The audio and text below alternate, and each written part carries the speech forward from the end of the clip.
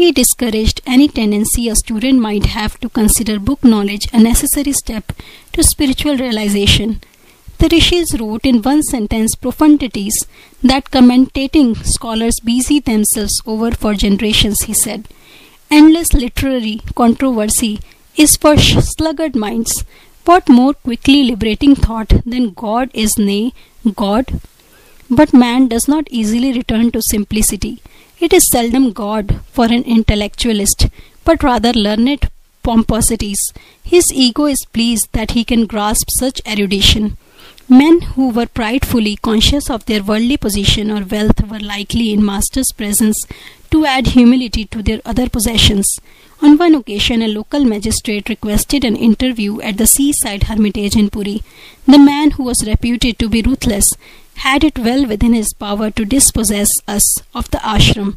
I mentioned this fact to my guru, but he seated himself with an uncompromising air and did not rise to greet the visitor. Slightly nervous, I squatted near the door. Shri Yukteswar failed to ask me to fetch a chair for the magistrate, who had to be content with a wooden box. There was no fulfillment of the man's obvious expectation that his importance would be ceremoniously acknowledged. A metaphysical discussion ensued.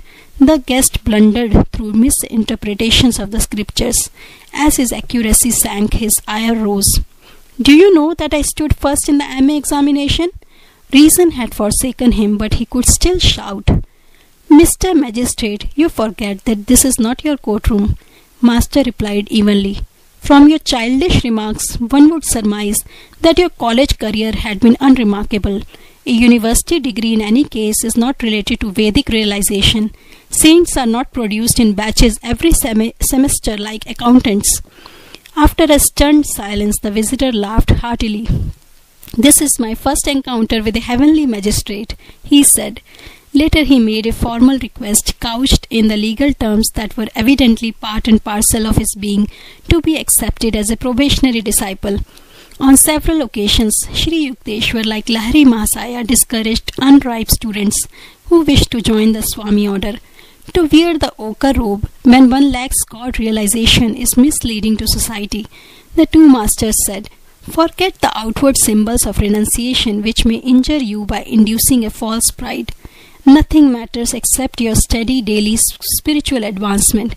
For that use Kriya Yoga. In measuring the worth of a man, a saint employs an invariable criteria, one far different from the shifting yardsticks of the world.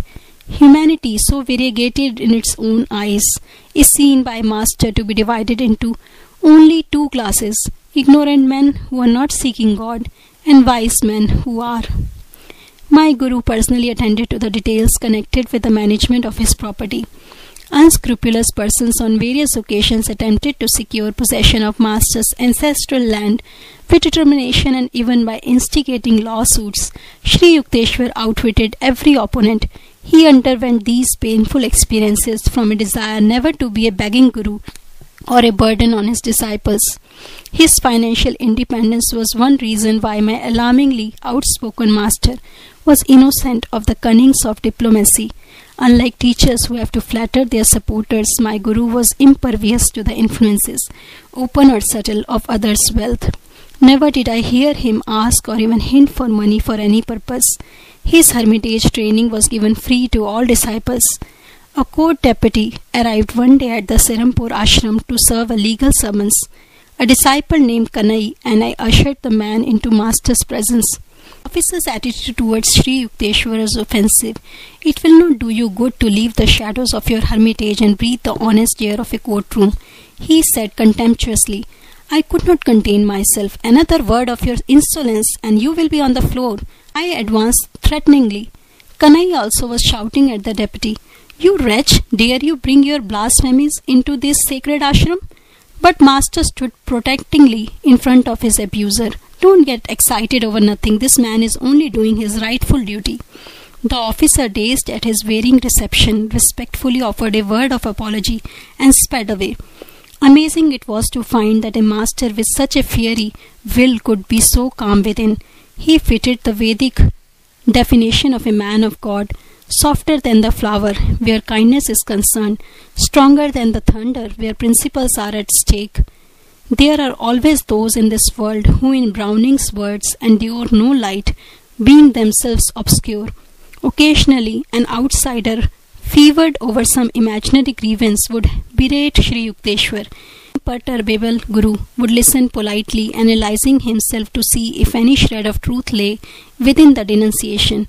These scenes would bring to my mind one of my master's inimitable observations. Some people try to be tall by cutting off the heads of others. The unfailing composure of a saint is impressive beyond any sermon. He that is slow to anger is better than the mighty, and he that ruleth his spirit than he that taketh a city.